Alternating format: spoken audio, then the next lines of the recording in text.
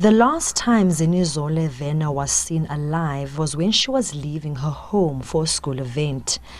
She was later found by a family relative who heard a scream on her way to a community gathering. Size esisikalo ade lo mntana azofika. I heard a scream on my way to the community hall, and when I turned back to see where it was coming from, I recognized that it was Zenizole. I asked her what happened, and she told me that she had been raped.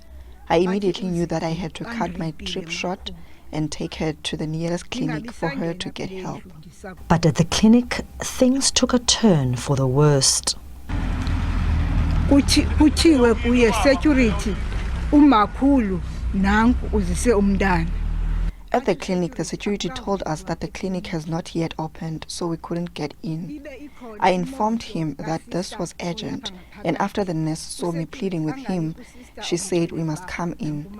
When we got in, she took us to a separate room and asked what happened. I told her that Zenizole had been raped. The nurse told me that they don't deal with rape cases and we should go to the police station. They walked for quite a distance before getting transport to the police station. When they arrived, Zenizole was not feeling well. She was vomiting and collapsed when reaching the police station. It also took a while before she was attended to at the police station. After that, Zenizole had an epileptic attack and collapsed again. When the ambulance arrived, it was too late. Is very, very active. We are so heartbroken by what has happened. This child had such a great future ahead of her. She was bright at school and very talented in debating. To have lost her in this way is killing us as a family. I don't know how I will ever recover from this. Municipal officials visited the family and also conducted an oversight visit at the police station and the clinic. A promise to pay for the funeral costs has been made.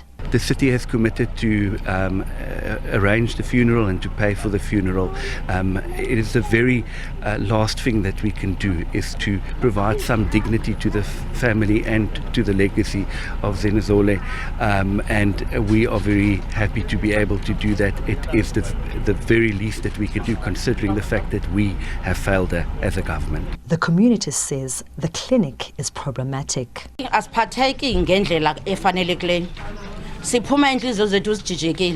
There is no care at this clinic. When you arrive here, you are greeted by ill-mannered nurses who speak to you like you are a child. The nurses are very rude and don't care about the patients. What happened to this child also happened to me. I once came here with a very sickly child and I was told that they can't help her.